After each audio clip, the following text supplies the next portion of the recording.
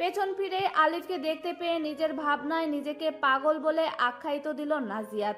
হেমন্তী আজ আলিফের সাথে দেখা করবে সেটা জানার কথা ছিল, হয়তো পরীক্ষা দিয়ে এত রিল্যাক্স আছে। তার থেকে একটু দূরে হেমন্তী আর আলিফ কথা বলছে, ওদের একটু সময় দিয়ে সামনের দিকে এগিয়ে গেল সে। তবে কিছু ছেলের কটূক্তি কান থেকে যেন গরম ধোঁয়া বের হলো তার। দু কদম পিছিয়ে ছেলেগুলোর অবস্থা দেখলো সে। তিন চারজন, একজন বাইকে বসে, তিনজন একটু দূরেই দাঁড়িয়ে রাস্তায় আসা যাওয়া মেয়েদেরগুলো কটূক্তি করেই যাচ্ছে, যেখানে নাজিয়াত নিজেও ছিল। জ্বলে উঠল রাগের সংযত চিত্ত করে ছেলেগুলোর সামনে যেয়ে তাদের একজনকে কলার ধরে গালে থাপ্পড় বসালো। সাথে থাকা অন্যজনকে এলোপাথারি থাপ্পড় বসাতেই বাকিরা সবাই হতভম্ব হয়ে চেয়ে রইল। হুট করে এমন পরিস্থিতি বিশেষ সামাল দিতে পারল না তারা, যার দরুন সুবিধা হলো নাজিয়াতের। বাইকে বসে থাকা অন্যজন নাজিয়াতকে পেছন থেকে আক্রমণ করতে অন্য এক হাতে সে থামিয়ে দিল মানুষটির হাত। নাজিয়াত পেছন ফিরতেই তৈয়দকে দেখে চমকালো। তৈয়দের রক্তিম নেত্রের ক্ষোভের বহিঃপ্রকাশ হলো ছেলেগুলোকে মারধরের মাধ্যম। আলিফ এলো থামাতেই তৈয়দ চিল্লিয়ে ছেলেগুলোকে বলল, আর যদি কখনো এভাবে মেয়েদের বিরক্ত করেছিস তো যেই তল্লাটে থাকিস সেখান থেকে কুকুরের মতো টেনে হিঁচড়ে নিয়ে আসবো, মনে থাকবে? ছেলেগুলো হু হা করতে করতেই দৌড়ে পালায়। অতঃপর নাজিয়াত ভিড় করাছে লোকদের উদ্দেশ্য করেই বলল, এভাবে তামাশা না দেখে ছেলেগুলোকে রুখতেও পারতেন। পরের বার আপনার ঘরের মেয়ে এদের ইপটিজিংয়ের শিকার হবে না তার তো কোনো গ্যারান্টি ছিল না। কিছু মানুষের মাথা দুলিয়ে সায় দিল, অধিকাংশ মারামারি শেষ হতেই যার যার কাজে চলে গেল। হতাশ হলো নাজিয়াত, এদের বলে কোনো লাভ হবে না। সমাজের বেশিরভাগ মানুষই অন্যায় দেখেও চুপ থাকে, যেটা স্বাভাবিক হয়েই পড়েছে। হেমন্তী নাজিয়াতের হাতখানা চেপে ধরে বলল, একা একা আসার কি দরকার ছিল তোমার আপু? তো কি চুপ করে ওদের তামাশা দেখতাম? ওমা, আমি সেটা কখন বললাম? তো কি বলছিস? তোমার সাথে আমিও কিছু মার লাগাতাম, এই বখাটেগুলোরে সেটা বলতে চাইছিলাম। প্রেম আর পড়াশোনা করছিস তাতেই হবে বোন, আর কিছু করা লাগবে না। হেমন্তী নাজিয়াতের মুখ পানে একবার চেয়ে নিল। খোটা দেওয়ার ছাড়বে না এই মেয়ে। সব বিষয়ে প্রেম করার খোটাটা আজ 3 বছর ধরে শুনে আসছে সে। অতঃপর আলিফ আর তৈয়দ এগিয়ে আসতে দেখেই নিজেকে ঝুলে থাকার চোয়ালদয় সরিয়ে মুখে হাসি মুখে নাজিয়াতের সাথে দাঁড়িয়ে রইল। আলিফ মুচকি হেসে বলল, সাহসী কন্যা। স্মিত হাসলো নাজিয়া। ত্রয়োদ ভ্রু কুঞ্চিত করে সেই মুখখানা দেখলো, বলল, সামান্য দেরিতে আজ অনেক আঘাত পেতে পারতো, শুধু সাহস দেখালেই হয় না। অধরষ্ট হাসি মিলিয়ে গেল নাজিয়াতের মুখশ্রীতে। কাঠিন্য এনে সৌজন্যতার খাতিরে বলল, তার জন্য ধন্যবাদ। হাতে আঘাত লেগেছে, শুকনো ধন্যবাদে চলবে না। জি জনাব, বলুন কি করতে পারি আমি আপনার জন্য? হাতে দাঁত চেপে নিজের ক্রোধ সংযত করে রেখে বলল নাজিয়াত, যে ঝগড়া বাঁধানোর কথা চাইছে ছোকরা। সোজা বললেই পারে কি চাইছে। হাতের তালু ছিলে যাওয়ার জায়গা আলতো হাত লাগিয়ে নাজিয়াতকে পানি দিতে ইশারা করলো। নাজিয়াত পানির বোতল দিতেই কাটা জায়গায় পানি দিতে কাটা স্থান ধুয়ে নিল। নাজিয়াত তড়িঘড়ি ব্যাগ থেকে রুমাল বের করে ক্ষতস্থান বাঁধার জন্য বিচলিত হয়ে বলল, এতটা কিভাবে কাটলো? তাকালো তৈয়দ নাজিয়াতের মুখশ্রীতে, অহৃদয়ে ভীষণ আফসোসের ঝলক। হালকা হেসে বলল, অল্পই, ঘাবড়াবেন না নাজিয়াত, অল্পতেই ঘাবড়ে যাওয়াটা এখনো যায়নি দেখছি তোমার। শুকনো ঢোক গিলে চুপ রইল নাজিয়াত। সে বারবারই চেষ্টা করে বিরূপ পরিস্থিতিতে নিজেকে শক্ত রাখতে, কিন্তু হয়ে ওঠে না। হেমন্তী আর আলিফ দুজনকে দেখে গেল শুধু। ওরা নিজেদেরকে যতই এড়িয়ে চলুক, প্রয়োজনে একে অপরের পাশে সবসময় থাকে। প্রথমেই হেমন্তী প্রগাঢ় অনুভবে জানতে চায়, এদের সন্ধি কি সম্ভব আলিফ? হয়তো। হেমন্তী পূর্ণ ঘাড় ফিরিয়ে পাশে তাকায় আলিফের দিকে, অবাক স্বরে বলে, হয়তো। আলিফ মুস্কি হাসে। হেমন্তীর কাজ জড়িয়ে থেকে মিষ্টি স্বরে বলল, মনের সন্ধি সে কবেই হয়েছে, এবার শুধু প্রত্যক্ষ সন্ধির অপেক্ষা। বাসায় এসে বিছানায় শুয়ে পড়ল হেমন্তী। নাজিয়াত হেমন্তীকে বিছানা থেকে উঠিয়ে দিয়ে ফ্রেশ হয়ে আসতে বলল। এই একটা বিষয় হেমন্তীর ওপর বড্ড রাগ হয় নাজিয়াতের। বাইরে থেকে এসে কোথাও একটু ফ্রেশ হয়ে এসে বসবে, তা না করেই ধুলো মাখা আর ঘামে ভেজা জামা নিয়েই সোজা বিছানায় শুয়ে পড়বে। ওয়াশরুম থেকে এসে হেমন্তী নাজিয়াতকে উদ্দেশ্য করে বলল, কাল চাচির কলিগ আর তার ছেলে আসবেন জানো। ভাঁজ করতে যাওয়া কাপড়গুলো ড্রয়ারে রেখে হেমন্তীর দিকে চাইলো নাজিয়াত। হেমন্তীর জিজ্ঞাসু শিশু দৃষ্টি এড়িয়ে রুম থেকে বেরোতেই হেমন্তী চাপা স্বরে বলল, তোমার কি মত আছে আপু? দৃষ্টি শক্ত করে পেছনে চাইলো নাজিয়াত, অতঃপর ছোট্ট করে নিঃশ্বাস ফেলে বলল, মত না থাকলে তারা আসতো। কিন্তু তোমার চোখ জোড়া অন্য কথা বলছে আপু, আর চোখের ভাষা কিন্তু মিথ্যা হয় না। হয়তো চোখের ভাষা সবসময় সত্যিটাই বলে। তাহলে আমি যা ভাবছি তাই হবে হয়তো। রুম থেকে চটপট বেরিয়ে গেল নাজিয়াত। নাজিয়াতের চোখ জোরে স্পষ্ট বলছে তার এসব মত নয়, তার এসবের মত নেই, তবুও কোনো করছে এমনটা সে বুঝে আসছে না হেমন্তীর। আলিফকে মেসেজ করার কথা বলতে এক প্রকার চিৎকার করে উঠল। হেমন্তী আলিফকে সামলে বলল, আহ থামো, কাল শুধু দেখতে আসছে, এমনি কোনো সিরিয়াস কিছু নয়, তবে পছন্দ হয়ে গেলে মুশকিল। দেখতে আসলে মনে হয় না অপছন্দ হবে। তাও ঠিক বলেছ, আপুকে অপছন্দ করার মতো কিছু নেই। কিছু করব? করে কি হবে? মাঝ রাস্তায় ওদের গাড়ি ফিরে যাবে। পরে যদি উল্টোপাল্টা কিছু হয়? কিছুই হবে না। রিস্ক নিতে তবে সমস্যা নেই। কথাখানা বলে হাসলো হেমন্তী। ওপাশ থেকে হেমন্তীর হাসির ধ্বনি নীরব উপভোগ করলো আলিফ। মেয়েটা আস্ত একটা মায়া, যার কবলে সে আষ্টে পৃষ্ঠে জড়িয়ে আছে, যাকে ছাড়া সে এক সেকেন্ডও কল্পনা করতে পারে না। কেমন যেন দম বন্ধ হয়ে আসে তার। ধিমি গলায় বলল, তোমার এই হাসির ধ্বনি আমার বুকে তীব্র ঝংকার তোলে হেমন্ত। তো ভুলতে দাও, সমস্যা কই? হুম, তীব্র এই ঝংকার আমায় তোমার কাছাকাছি থাকার কাতর করে তোলে হেমন্ত। লাজ ভার করলো হেমন্তীর মুখশ্রীতে, লাজুক স্বরে বলল, বিয়ে করে নিলেই হয়। খুব শীঘ্রই। বুক শেলফের বইগুলো ভাঁজ করে রাখছিল তৈয়দ। আলিফ 2 কাপ কফি নিয়ে আসতে হাত এর বইগুলো গুছিয়ে আলিফের সাথে ব্যালকনিতে বসলো দুজনে। কফিতে চুমুক দিতে দিতে আলিফ বলল, বই সংগ্রহের শখ তো কোনো কালেই ছিল না তোর। যার জন্য করলি তাকে জানাতে সে অন্য কারো না হয়ে যায়। এই সুযোগ আমি স্বয়ং তাকেও দেব না। কাল নাজিয়াতের বাসায় মায়া চাচির কোন কলিগ আসছে তার ছেলেকে নিয়ে। জানি। জানিস? মাথা নাড়ালো তৈয়দ। আলিফ জিজ্ঞাসা করার আগেই তৈয়দ পুনরায় বলল। কাল নাজিয়াত বলেছিল। অবাক হলো আলিফ, এই ভেবেই যে নাজিয়াত নিজে এই ব্যাপারে তৈয়দকে জানিয়েছে। আলিফ গম্ভীর চোখে দৃষ্টিপাত করতে ভাইয়ের দিকে। কেমন অগোছলো শান্ত দৃষ্টির কফির মগে চেয়ে আছে সে। খানিক এমন নীরবতা পালন করলো আলিফ। তৈয়দের কাঁধে হাত রাখতেই তৈয়দ বলল, কাল আমরা যাব হেমন্তীর আর তোমার সম্পর্কের রূপ দিতে। চরম বিস্মিত হলো আলিফ। এ কি বলছে তৈয়দ? নিজেকে বিস্ময় চেপে রেখে তড়িঘড়ি করে বলে উঠল, কালকে কেন? একটু আগে বাবাকে বলেছিলাম, হয়তো এখনই ডাক পড়বে সবার। একের পর এক শখ পেয়ে চলেছে আলিফ। এতগুলো শখ হজম করার মতো সময় পর্যন্ত দিচ্ছে না তার এই ছোট্ট ভাই। কি আশ্চর্য! আলিফকে তীর বানিয়ে নিজের নিশানা এগিয়ে চলেছে তৈয়দ। ভালোই বুঝতে পারলো আলিফ এসেছিল তৈয়দের সান্ত্বনা দিতে। এখন মনে হচ্ছে নিজেরই যথেষ্ট সাহসের প্রয়োজন। আকস্মিক নিচ থেকে ডাক পড়ে তার। নড়ে চড়ে উঠল আলিফ। শুকনো ঢোক গিলে স্বাভাবিক হয়ে বসে থাকা তৈয়দের দিকে তাকিয়ে দাঁতে দাঁত চেপে বলল। তৈয়দ উঠে দাঁড়ায়, চুলগুলো পেছনে ঠেলে দিয়ে বলল, চলো। খেপা মেজাজ নিয়ে শক্ত হয়ে বসে আছে হাসনাত মুর্তজা। দুশ্মন পক্ষের মেয়েকে নিজের ছেলের বউ বানাবে ভাবতেই কেমন লাগছে তার। তবুও প্রকাশ করার আগ্রহ দেখালো না সে। দেলোয়ার মুর্তজা কথার বিরোধিতা করলে নিজের লোকসানি আগেই গুনে নিয়েছে সে। স্বল্প স্বরে বলল, হেমন্তীকেও ঘরের বউ করে আনতে কোনো সমস্যা নাই আমার। হাসনাত মুর্তজা এরূপ কথার গোটা পরিবেশ থমথমে হয়ে গেল।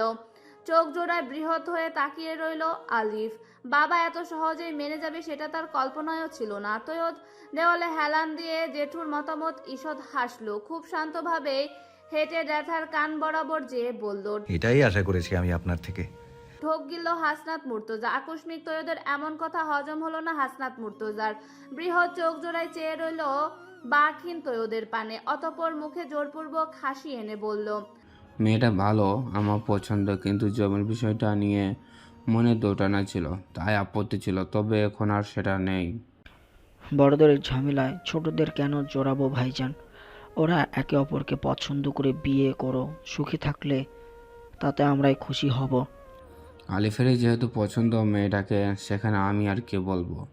কিন্তু এর আগে কিন্তু এখান থেকে প্রস্তাব গিয়েছিল দেলোয়ার, এবং তার ফলাফল কী ছিল সেটাও নিশ্চয়ই ভুলে যাওনি। হাসনাত মুর্তজার কথায় সবাই থেমে গেল। দেলোয়ার মুর্তজা দীর্ঘশ্বাস ফেলে বিনয়ী স্বরে বলল, যেটা হওয়ার সেটা হয়ে গেছে, পুনরায় এসব কথা তোলার কোনো কারণ নাই। প্রয়োজন না হলেই ভালো। আমিও চাই না এবারও আমারই হতাশা হয়। ভরসা রাখেন, তাহলে কালই তাদের বাসায় প্রস্তাব নিয়ে যায়, কি বলেন ভাইজান? বলে দেখাও তারা কি বলে। আমরা রাজি হলেই তো শুধু হবে না, তাদেরও সম্মতি থাকা চাই। সবার সম্মতি পেয়ে লম্বা শ্বাস নিল আলিফ। তৈয়দের দিকে তাকাতে কেমন খাপছাড়া মনেই বলল, কাঁধে হাত রেখে বলল। কি এমন বললি যে বাবা রাজি হয়ে গেল? তৈয়দ সেকেন্ড সময় নিল, প্রত্যুত্তর করলো। অতঃপর স্মিত হেসে বলল, তুই আম খা, আটিগুনে কি করবি? হাব্বে, বড় ভাই হই তোর। প্রশ্ন করেছি, কোথায় উত্তর দিবি তা না করে হেয়ালি করছিস। ওই একটু বুঝিয়েছিলাম। তিতির শুনলে কিন্তু এত সময় লাফাতো। একদম, এতক্ষণে লাফিয়ে পুরো বাড়ি মাথায় তুলতো। হাসলো দুই ভাই। আসমা সিদ্দিকা আর আলিফের মা জাহানারা আক্তার খুশিতে একে অপরকে জড়িয়ে ধরে। আসমা সিদ্দিকা খুশিতে গদগদ হয়েই বলল, কংগ্রাচুলেশনস ভাবি, শাশুড়ি হতে চলেছো।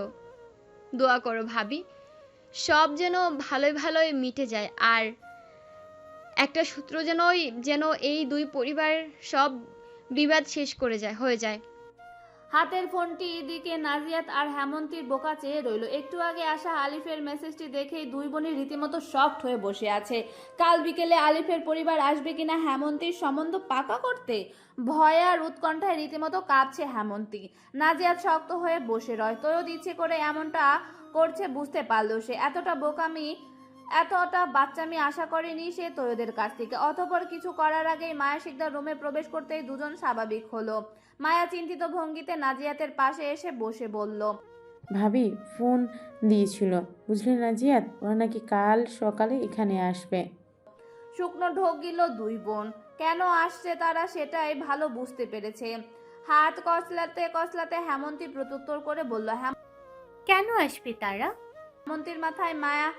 হেমন্তীর কথায় মায়া চিন্তিত মুখশ্রীতে নিমিষেই হেঁটে গেল। কণ্ঠে কাঠিন্য এনে বলল, এটা কেমন প্রশ্ন হেমন্তী? ভাইয়া ভাবি আমাদের বাসায় আসছে, এতে কারণ খুঁজতে যেতে হবে কেন? না না কাকি, তেমন না, বললাম হুট করে আসছে তাই। আসার হলে কাল আমার সাথেই আসতো। সেটা তারা আসলেই জানতে পারবো। আচ্ছা তোরা ঘুমিয়ে পড়, কাল সকালে অনেক কাজ আছে। ঠিক আছে মা, তুমি ঘুমিয়ে পড়ো। মায়া প্রস্থান করতে হেমন্তী গালে হাত দিয়ে মনে মনে আলিফকে কয়েকটা গালি দিয়ে বসে। ছেলেটা একেবারে আক্কেল নেই। নাজিয়াতে দুম করে উঠে বসে, টেবিলে পড়ে থাকা ফোনটা উঠিয়ে নিয়ে তৈয়দের নম্বরে কল লাগায়। অনেকবার রিং হওয়া সত্ত্বেও ফোনটা রিসিভ না হওয়ায় ঠোঁট কামড়ে একটা দীর্ঘশ্বাস ছাড়ল সে। হেমন্তী নাজিয়াতের কাছে যেয়ে বলল, কাল যে কি হবে আপু? নির্বাক হয়ে চেয়ে রইল নাজিয়াত। 2 বছর আগের ঘটনা যেন জীবন্ত চোখের সামনে ভাসতে শুরু করলো। কিছু অপ্রত্যাশিত ঘটনা পরপর ঘটতে দেখে কেমন অস্বস্তি হলো নাজিয়াতের। হাঁসফাঁস করে ঘন ঘন লম্বা শ্বাস নিতে শুরু করলো সে। হেমন্তী খুব দ্রুত পানি এনে দিতেই গ্লাসের সবটুকু পানি শেষ করে 2 হাত কপালে উঠিয়ে বসে রইল নাজিয়াত। হাত পাগুলো কেমন তীর করে কাঁপছে তার। পাশ থেকে হেমন্তী পিঠ ঘেঁষে বসে রইল। শুক্রবার সকাল, শিক্ষা প্রতিষ্ঠান বন্ধ থাকায় বাসায় আজ মায়া শিকদার শাড়ির অচল কোমরে বেঁধে মেহমানদের জন্য আয়োজন করে লেগেছেন। হেমন্তী আসবাবপত্রগুলো মুছতে মুছতে দীর্ঘশ্বাস ফেলল। নাফিস খুব সূক্ষ্ম চাহনিতে হেমন্তী আর নাজিদকে পরখ করে বলল, তোমাদের দুজনের কি কিছু হয়েছে? নাজিয়াতের কর্ণপাত করল না নাফিজের কথায়। বিছানায় নতুন চাদর বিছিয়ে পরিপাটি করে রাখলো সে। হেমন্তী হাতের ছোট্ট কাপটি রেখে সোফায় বসে বলল, টেনশনের ঝুলি নিয়ে বসে আছি, আর তুই বলছিস কি না কিছু হয়েছে নাকি? নাফিস তার অনুসন্ধানী চোখ জোড়াতে আরো ছোট ছোট করে হেমন্তীর দিকে চেয়ে তাকালো। অতঃপর খুব বিজ্ঞের মতো করে বলে উঠল, তা কি আকাম করেছো দুজন মিলে? আর চোখে ছোট ভাইটির কথায় তাকায় নাজিয়াত। বেশি পাক না এটা। হাতে থাকা রুবিক কিউ নাজিফের দিকে ছুড়ে দিয়ে বলল, এটা নির্দিষ্ট জায়গায় রেখে আয়, বেশি পাকামো করিস না নাফিস। সত্য কথা আসলেই তেতো হয়, তোমাদের মুখের রিয়েকশন তাই বলছে। এই তুই কোন সত্যি বলছস? হুদাই পাকামি করিস না, যা তো। এই যে যেটা লুকিয়ে বসে আছো তোমরা দুজন, সেই সত্য কিছু তো একটা হয়েছে, তা আমি জানি। নাফিস! বড় বোনের কঠোর ডাকে চুপচাপ চলে গেল নাফিস। হেমন্তী নিজের মুখশ্রী ফোনের ক্যামেরায় রেখে নিয়ে বলল, আসলেই আপু, চোখের নিচে কালচে দাগ হয়ে আছে। নাজিয়াত সোফায় কুশন ছুঁড়ে মারতে হেমন্তীর ওপর ক্যাচ করে ধরে ফেললো, মুখে পড়ল না সেটা। কলিং বেল বাজতেই নাজিয়াতের হেমন্তীর দরজার দিকে চাইতেই তবে খুলল না। মায়া শিকদার কিচেন থেকে এসেই দুজনের দিকে কড়া নজর দিয়েই নিজেই দরজা খুললেন। দরজা খুলেই তিনজনই অবাক হলো সামনে থাকার মানুষটিকে দেখে। বৃদ্ধ আনোয়ার শিকদার লাঠি ভর করে দাঁড়িয়ে আছেন, পাশে বড় ছেলে আফতাব শিকদার আর স্ত্রী আঞ্জুম। শ্বশুর আর বড় ভাই ভাবিকে দেখে মায়া শিকদার সালাম দিয়ে ভেতরে প্রবেশ করাতেই নাজিয়াত আর নাজিব আনোয়ার শিকদারকে জড়িয়ে ধরে। আনোয়ার শিকদারও পরম যত্নে আগলে নিলেন দুই নাতি নাতনিকে। হেমন্তী কাছেই দাঁড়ালো। দাদাকে দেখে সকাল থেকেই যতটুকু সাহসে সঞ্চার করেছিল তা এবার শেষ হয়ে গেল এক ঝটকায়। সবাইকে বসতে দিয়ে মায়া নাজিয়াতকে পাঠায় শরবত আনতে, সাথে হেমন্তীও পেছনে পেছনে ছুটে। এখানে থাকলে নির্ঘাত সে ভয়েই মারা যাবে। কিচেনে ঢুকে আতঙ্কিত গলায় বলে, আপু, দাদা জানি এসেছে। নাজিয়াত পেছনে ঘুরে ক্যাবিনেট থেকে ট্রে বের করতে করতে শীতল গলায় বলল, আমারও আন্দাজ ছিল না দাদাজান আসবে। এখন কি হবে গো আপু? কি হবে? যা হবার তাই হবে, নিশ্চয় ওরা জানিয়ে দিয়েছে, তাই দাদাজান এসেছে। আরে, আজকেই কেন সব হবে বলো? খেপেছিস? এত বড় একটা সিদ্ধান্ত অথচ দাদাজান আসবে না? আমার ভয় হচ্ছে গো আপু, যদি আবার কোনো কলহ বাঁধে। এই কিছুই হবে না, শরবতের টে ধর নে। হেমন্তীকে শান্ত করলো নাজিয়াত। সে নিজেও টেনশনে পড়ে গেছে। এবারের মাঝে পুরনো কথাগুলো উঠবে না তার কোনো নিশ্চয়তা নেই। এসবের নিমিত্তেই যদি হেমন্তীর সম্বন্ধ হতে হতে রয়ে যায় তবে ভীষণ অন্যায় হবে হেমন্তীর সাথে। চিন্তার ক্লেশ যেতেই থামতে চায় না তার। মায়া ভাসুর ভাবি আর শ্বশুরকে নিয়ে ছোট বাসা দেখে ভীষণ খুশি হয়। আশরাফ বাজারে গেছেন, না হয় এত সময়ে গল্প জুড়ে দিতেন। মায়া বড় যা আঞ্জুম নাহারকে উদ্দেশ্য করে বললে, ভীষণ খুশি হয়েছি ভাবি তুমি এসেছো। আফতাব শিকদার সামান্য কেশে মায়ার উদ্দেশ্য বলল, মায়া, আমরা এখানে একটা বিশেষ উদ্দেশ্যে এসেছি যেটা তোদের জানানো হয়নি। অবাক হলো মায়া। বিশেষ উদ্দেশ্য বলতে কি বোঝালো? নিজেকে সামলে নিয়ে বললেন, বিশেষ উদ্দেশ্য বলতে কি বুঝলাম না ভাইয়া। আফতাব শিকদার একবার বাবা আর স্ত্রীর দিকে তাকিয়ে ছোট্ট শ্বাস ফেলে বলল, কাল রাতে দেলোয়ার ভাই ফোন দিয়েছিল মায়া, বলেছে হেমন্তীকে নিয়ে কিছু জরুরি কথা রয়েছে তাদের, তারা আসবেন গ্রামে। কিন্তু হেমন্তী যখন ঢাকায়, তাই ভাবলাম বাবাকে নিয়ে আমরাই যাই। মায়ার কপালে ভাঁজ পড়ল। হেমন্তীকে নিয়ে কি এমন কথা থাকতে পারে ওদের? কিছু একটা আন্দাজ করতে আফতাব শিকদারের দিকে কৌতূহলে তাকালো সে। অতঃপর আফতাব শিকদারের মাথা নাড়িয়ে সায় জানালো, বলল, হয়তো আলিফের জন্য হেমন্তীকে চাচ্ছে তারা। কিন্তু এত কিছুর পরও তারা আমাদের মেয়েকে কেন ঘরের বউ বানাতে চাইছে? সেটা তো আমিও জানি না মায়া, বিকেলে আসলেই বোঝা যাবে। আমি তাদের আপ্যায়নের সমস্ত জোগাড় করেই এনেছি। ভাইজান, সেসবের চিন্তা নেই। হেমন্তী আমার দ্বিতীয় মেয়ে। ও আর নাজিয়াত দুজনেই আমার কাছে সবার সমান প্রিয়। আশরাফ বাজারে কখন গেছে মায়া? আমার কিছু কেনাকাটার প্রয়োজন ছিল। আপনার কি লাগবে তা ওকে ফোন দিয়ে জানিয়ে দিলেই হবে ভাইজান, আপনাকে কষ্ট করে যেতে হবে না। তাহলে বরং ফোন করি। মায়া শিকদার দ্বিধায় পড়ে। জেসমিন আপাকে আসার কথা বলবেন কি না বলবেন এটা নিয়ে। যদি হেমন্তীর জন্য ওরা আসে তবে এর মধ্যে নাজিয়াতকে দেখতে আসা এটা ঠিক মানাবে না। আজকে তাদের না আসার সিদ্ধান্ত নিয়ে নিজেকে এক নেয় সে। আনোয়ার নিজেকে আরেকবার দেখে নিয়ে তিতিরে সবার আগে ছুটে যায় আলিফের রুমে। আলিফ সবেই পাঞ্জাবি পরে চুল ঠিক করতে ব্যস্ত। আনায়া বোনকে দেখে মুচকি হেসে বলল, কি রে, কিছু বলবি? বারে, আমি কখন বললাম কিছু বলবো? এমনিই এসেছি। বলেই বিছানায় বসে তিতির হাতের ব্রেসলেট নাড়াচড়া করে আর চোখে ভাইকে দেখে। হাসলো আলিফ। মেয়েটা ছোট্টটি রয়ে গেল। কোথায় যাওয়ার পূর্বে সাজগুজ করে তিতির সব সময় এমন করে ভাইদের আশেপাশে ঘুরঘুর করবে যতক্ষণ না তারা তিতিরকে কেমন লাগছে সেটা বলে। বেশ সুন্দর লাগছে আমার মিষ্টি বোনটাকে। ভাইয়ের কথা একগাল হাসলো তিতির। বিছানা থেকে উঠে ভাইয়ের সামনে যে আহ্লাদি হয়ে বলল, আমি আজকে ভীষণ খুশি পাইয়া, তোমার আর হেমন্তীর কথা এই জন্য। তিতিরের গালে দুহাত দিয়ে খানিক নিচু হয়ে আলিফ উচ্চতায় তার চেয়েও বেশি কি না বলল। আমিও খুশি, তবে টেনশনও হচ্ছে খানিক। ভালো হবে, টেনশন নিও না। তাড়াতাড়ি তৈরি হয়ে নিচে আসো। তিতির চলে যেতে আলিফ দীর্ঘশ্বাস ফেলে সেদিকে চেয়ে রইল। ফোন বাজতে স্ক্রিনে দৃশ্যমান হলো হেমন্তীর নাম। রিসিভ করতে ওপাশ থেকে মিয়ে যাওয়া কণ্ঠে হেমন্তী বলল, দাদা যেন এসেছে আলিফ, আসার প্রয়োজন ছিল তাই এসেছে। কিন্তু ভয় হচ্ছে আমার। ভয় পেও না, আসছি আমি। আলিফের আশ্বাসবাণী কাজে দিল হেমন্তী অশান্ত মনটায়। ফোনটা কেটে নিজেকে দেখে নিল আলিফ। ফোনের ওয়াল পেপারে হেমন্তীর একটা ছবি দেওয়া, মিষ্টি হেসে কানে চুল গুজে দেওয়ার 19 এক কিশোরী। ম্যান পারফিউম আরেকবার গায়ে মাখিয়ে নামে সে নিচে। বিকেলের আলোচনাটা বেশ গমগমে হয়ে এসেছে। যখন দেলোয়ার মুর্তজা হেমন্তী আর আলিফের সম্পর্ক নিয়ে কথা বলল, শোনার পর থেকে হেমন্তীর বাবা মা বেশ শক্ত হয়ে বসে আছে। নিজের মেয়েকে এত বড় কাণ্ড করে আছে সেটাই কল্পনা করেনি।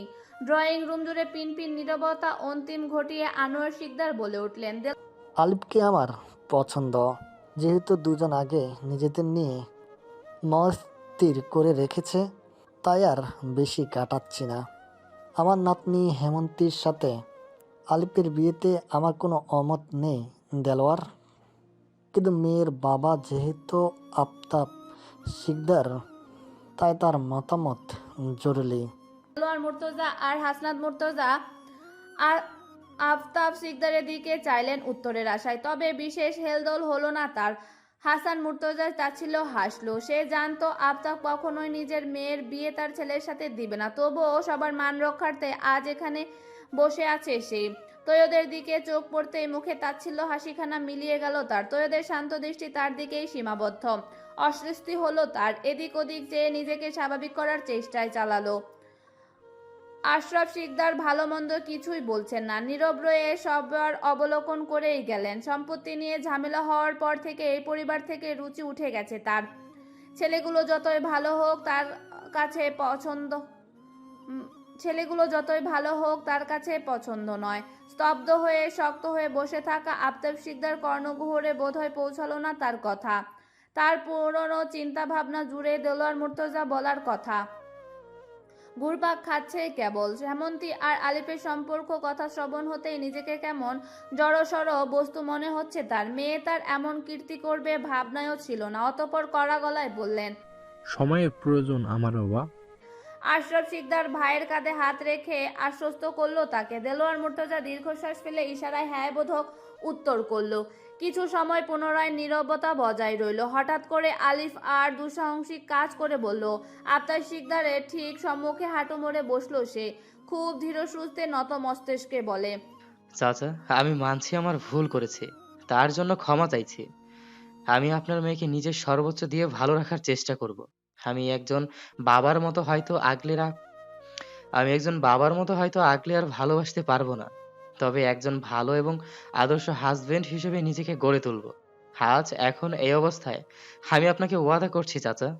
ভীষণ আকুলতা ছিল সেই কথায়। আফতাব শিকদার কঠিন মন বদলে গেল বোধ হয়। এত সময় শক্ত চাহনি চোখ জোড়া কেমন ভিন্ন অনুভূতি প্রকাশ পেল। আলিফ উঠে দাঁড়ায়। পর্দার ফাঁকে ছলছল চোখে দাঁড়িয়ে থাকা হেমন্তীকে দেখে দরজার দিকে এগিয়ে এসেছে সে। তিতির ভাই ও হেমন্তীকেই দেখে। ড্রয়িং রুমে এতজন মানুষ থাকা সত্ত্বেও কেমন নীরবতা। সকলে চলে যাওয়ার ঠিক আগ মুহূর্তে দেলোয়ার মুর্তজা আফতাব শিকদারের উদ্দেশ্যে বলল, পূর্বের ঘটনার পুনরাবৃত্তি আমরা কেউ আশা করব না বোধ হয়।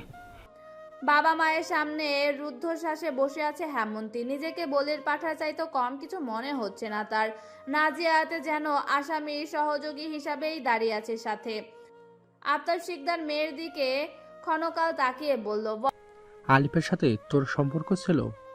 বরফ হয়ে গেল সমস্ত দেহ হেমন্তীর। বাবার মুখ থেকে বাক্যখানা সে নিতে পারল না, তবে বাবার প্রশ্নের উত্তর না দিয়ে চুপ থাকাও যাবে না। অধর ওষ্ঠ বিড়বিড় করেই বলল। বসে থাকা সোফায় হাতল শক্ত করে ধরল আফতাব।